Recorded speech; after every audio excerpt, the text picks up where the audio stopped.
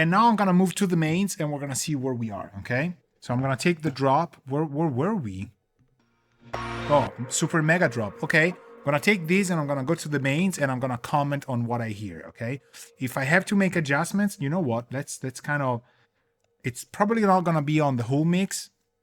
Maybe some elements. So what I'm going to do, just so you know, is if I hear something that's really weird, I'm going to try and identify what sound it is that it's making that. And if I have to investigate, I'll mute the tracks. When I mute the tracks and I hear the problem going away, we found the responsible track, okay? And then we tweak it. So I have an idea of this mix by, from these two monitors, the A7Vs. Let's just recap that, these are the A7Vs that you see here in front of us, the Nearfields. I'm going to switch to the mains behind me. Now, this will, probably throw me completely off. Maybe not. But I'm going to get a completely different picture of the same song. I don't want to comment what this picture is now. I'm going to comment on what it feels when I switch, okay?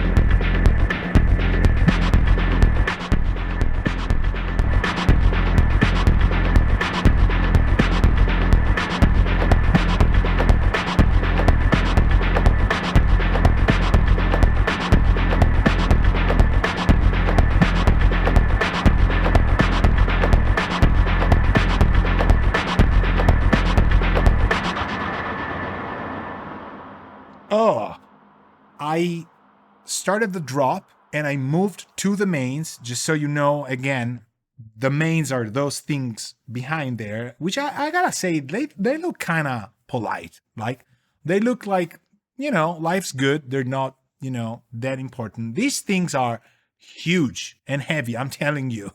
And they're huge and heavy. And they look at me in a menacing way, It's like, the voice of truth. So we've been here for what? 2 hours, right? I'm taking no money from Adam. I'm taking, this is completely me. I gotta tell you, for the genre of music I make and I kind of like them in general, these speakers are really good. The Nearfields are really good. The price is insanely low. The years of buying something super expensive because otherwise it's bad are gone, okay? So I love tons of speakers. I can work with a lot of speakers. These pair, I can work with all day. They're really good, really nice. So now the question is, when I moved to the mains, what did I hear that was different? And I can guarantee you 100%, maybe this is for the first time, also because it's familiar to me, the moves I've done, it felt good. It was like, dude, don't change anything. Just push it more, okay? So one plugin I didn't have on the mix bus you remember, I kept it last, is Master Desk True Peak, okay? Sometimes I use the old one, the normal one. Sometimes I use the True Peak. Doesn't matter, I got this one for free, I think on Black Friday some year, and I have never used it, okay? Then my father in mixing soundtracks, which is Alan Meyer's son. I have to thank him so much for what he's done. Just, showed these out and was talking about these, and I was like, I have this plugin, and just because Alan uses it, I was like, I gotta use these as well because he's amazing at what he does. And I was like, okay. So I copied his settings and I put it here, and and I keep it in my template, but I like to open it last. I did it. We jumped, you saw it. We jumped to the -10 dBFS. We're getting there. We still have headroom to go. still have headroom to go. But I would probably want these to sit at about -10 LUFS, okay? So there's still a couple moves we could do. I want to save these maybe for another video in which we're going to talk about the last push, okay? The last tweak. But in terms of monitoring, the S5H mains were just compliant. They just completely took the soundstage, opened it up, and just brought it up. Now, they cleaned it a little bit. Even if I've pushed the 280 hertz on the correction of those speakers, because I felt it, I wanted it a little bit more heavier in the low mids, because it felt a little bit dry. It felt, compared to the Nearfields, it felt like it could have enjoyed more mids. And if there is one thing that the big speakers are awesome at, some of you might say, it's the low frequencies, right? Because the low frequencies are, they can get to 22 hertz, those big things there. So it's the lows. And I guarantee you, it's actually the low mids and the mids. These two areas, in my personal opinion, are so hard to get right because you can get away with making some mistakes in the lows or having weak lows. It's easy to say, it's a style, because it's kind of headphones music, or it's a soundtrack of a video game, doesn't really need to have tons of lows. You can cheat. You can make something kind of bright and you can say, it's the style, people want to listen to bright stuff, blah, blah, blah. Maybe it's not true, but you can kind of cheat it. You can take the high mids and make it very present, like 3 kilohertz, and it's maybe too much, but you say like, it's the style of music of today. It's got that, presence thing. But the mids and the low mids, I guarantee you, either you get them right or it's never gonna feel that your mix is being supported enough. When you listen to professional mixes or mixes you like, things that have been done the right way, the low mids carry the song for the whole time. It can even be a techno song, which usually doesn't have that much, but when the sweep of the low noise passes through and it's very, kind of warm and reassuring, it carries the song. So to me, the low mids and the mids are the hardest to do. In fact, most people, especially in electronic music, tend to just not put sounds that have that stuff. These will give you louder RMS. You can push sounds because the low mids are kind of hard to saturate. They kind of break up easily. Everybody's happy. Boom, techno music, it's okay. But what about a rock song? Or what about these deep reverb soundtrack style sound? Well, this has tons of low mids, and I felt that it was actually to be pushed, and I went to 19 in the mids. So this is quite a lot. Now I'm curious, what will happen when I go back to the Nearfields? Like, will it be completely destroyed or will it sound okay? So now I'm going to switch back to the Nearfields and I'm going to tell you what I think about this move I've made, okay? The 19 mid, which I think, if I'm not mistaken, was kind of 1. I'll do it by hand. I'll go 1 and then 19, okay? I'll type it in so we have it ready. So now, Nearfields and play. Actually, I have to do it while it's going, so I have to press play first.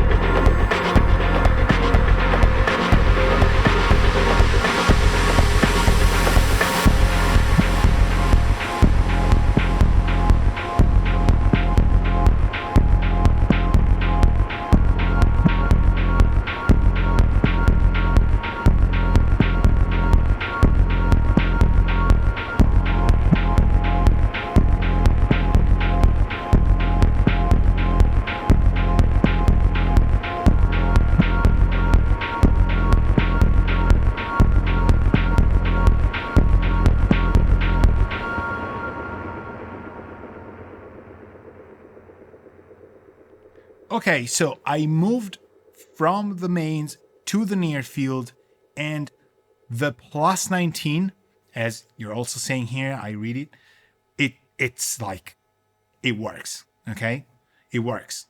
It just fills things up. Obviously, when I've done the bypass, we'll lose volume, but master desk, I didn't set it for volume. I also need to push it.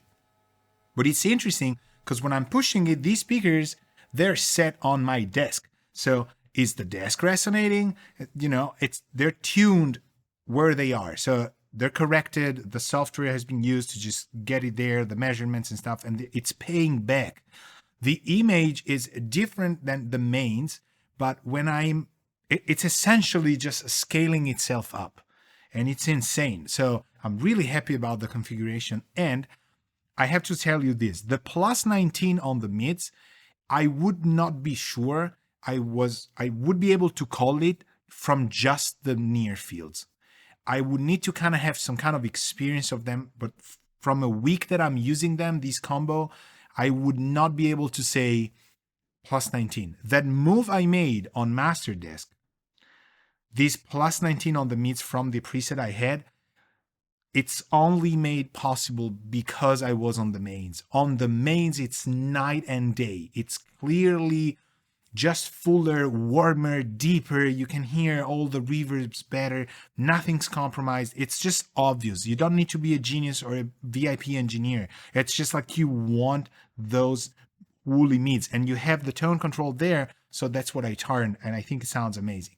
You go back to the near fields, you take it back to where it was, and you go, no, go 19. Even if it felt it was full enough, you still benefit from that plus 19. But to say that I would have done it without the mains, now it's sad because those things are huge and big and expensive, but I would have not done it the same way. So the recommendation is not get the S5H. There's nothing about, Bitwig, Atom Audio. This is Berlin's best, finest. And I'm happy that I'm doing this. But, you need bigger speakers for this kind of referencing. So you cannot work with just bigger speakers. I'm telling you, I keep repeating what I said at the beginning. You need near fields. There is no way you can face days and days of work with huge speakers or headphones, in my personal opinion. Near fields is where it's at, for sure. But when you switch to the bigger guys, you're gonna go like, okay, instantly, this, go. I've done the same on a mix the other day where the vocals were weak, and I couldn't feel it, until I switched to the big ones. So it's good to have two pairs to get yourself another opinion, but it's also better if you, instead of having the same size monitors, you have bigger ones and you push them far behind. You want maybe not to have all the details, although I'm telling you, those things are insane, and my Atoms, the A7Vs are still a little bit dark, but they're not dark. It's just getting used to them. But the detail of the mids of the S5H is just unbelievable. And it's fast. It's so fast at even low volumes, at low frequencies, that the kicks just pop right there. So yeah, I mean, this is a great combo for sure. But we have to learn the basics of it. What's the takeaway from it? Multiple speakers is a good thing. Do not switch speakers every 2 seconds.